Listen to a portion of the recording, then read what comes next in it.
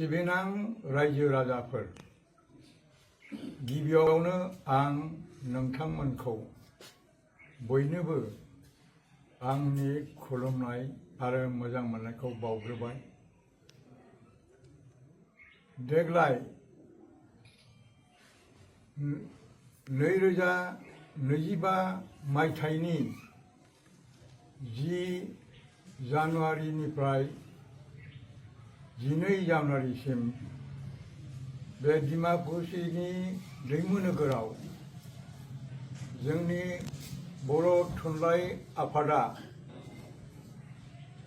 64थि बोसोरसालिया जथुम्माखौ खुंनो थाखाय आगान सुरगासिनो दं, लाहार फाहार खालामगासिनो दं।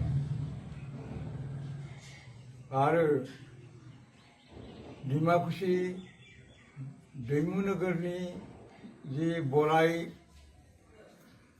बानजाय आफाद, बे बानजाय आफादा बर' साहित्य सभानि बिथोन बादियै लोगो लानानै बे गोथार हाबाफारिखौ मावनायाव गोसो होसारगासिनो दङ। बियो जोंनि बुंनो थाङोबा गिदिर गोथार जोंनि जथुम्मा। बे जथुम्माया गेदेमा महरै खुंनाय जागोन। आसाम भारतखौ एंगारनानैब्लाबो जोङो गुबुन हादोरनिफ्रायबो जोंनि बर' हारिनि मानसिफोरखौ जों हांख्रायहरदों। आरो बेल' नङा, गुबुन हादोरनि खमावबाबो 10 हादोरनि एम्बेसाडरफोरखौ जों बे हाबाफारियाव बाहागो लानो थाखाय हास्थायहरदों।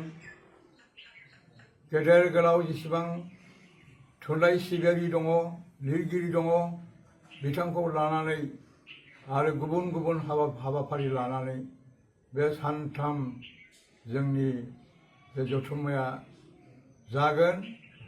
बेनिखायनो आं बयखौबो गोसो गोरबोनिफ्राय हास्थायहरो बे गेदेमा जोंनि जथुम्मायाव नोंथांमोना बयबो लैहोर लैहोर बाहागो लाफैगोन होननानै आं हास्थायनाय जाबाय।